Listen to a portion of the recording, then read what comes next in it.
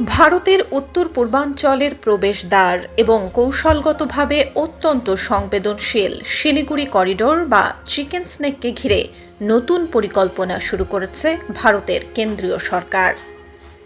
প্রশাসনিক সূত্রে জানা গেছে, সীমান্ত নিরাপত্তা, সামরিক প্রস্তুতি এবং অর্থনৈতিক উন্নয়নকে এক সুতোয় বেঁধে উত্তরবঙ্গকে একটি বিশেষ কৌশলগত অঞ্চল হিসেবে গড়ে তোলার উদ্যোগ নেওয়া হচ্ছে। দীর্ঘদিন ধরেই উত্তরবঙ্গের মানুষের মনে বঞ্চনা ও অনুন্নয়নের যে ক্ষোভ রয়েছে তা দূর করতেই উন্নয়ন ও নিরাপত্তাকে একসঙ্গে প্রাধান্য দিচ্ছে দিল্লি। বিশেষজ্ঞদের মতে, শুধুমাত্র সামরিক শক্তি দিয়ে এই অঞ্চলের নিরাপত্তা নিশ্চিত করা সম্ভব নয়। স্থানীয় মানুষের অর্থনৈতিক স্বাবলম্বী হওয়াটা সমান জরুরি।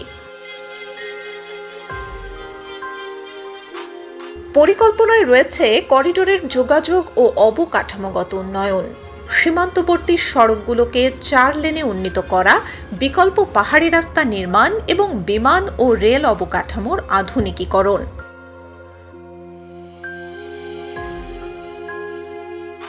শিলিগুড়িকে কেন্দ্র করে বাংলাদেশ, নেপাল ও ভুটানের সঙ্গে আন্তর্জাতিক বাণিজ্য বৃদ্ধি এবং বড় ধরনের পণ্য পরিবহন ও গুদামজাতকরণ কেন্দ্র গড়ে তোলা।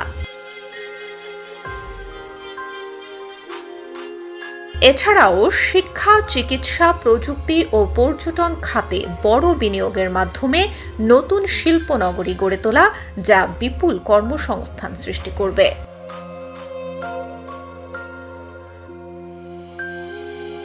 রাজনৈতিক পর্যবেক্ষকদের মতে, পশ্চিমবঙ্গের সাম্প্রতিক রাজনৈতিক পট পরিবর্তনের ফলে কেন্দ্র ও রাজ্যের মধ্যকার টানাপোড়েন কমেছে, যা এই প্রকল্পগুলো বাস্তবায়নের পথ সহজ করবে।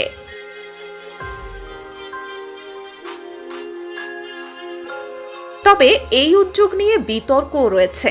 বিরোধীদের একাংশের আশঙ্কা, নিরাপত্তার অজুহাতে উত্তরবঙ্গকে অতিরিক্ত সামরিকীকরণ করা হলে স্থানীয় জীবনযাত্রা ও পরিবেশ ক্ষতিগ্রস্ত হতে পারে।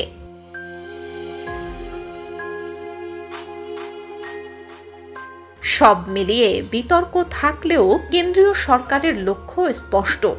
এই মহাপরিকল্পনা বাস্তবায়িত হলে শিলিগুড়ি করিডোর শুধু একটি সংবেদনশীল সীমান্ত অঞ্চলই থাকবে না, বরং ভারতের অর্থনীতি ও ভূ রাজনীতির অন্যতম প্রধান কেন্দ্রবিন্দুতে পরিণত হবে।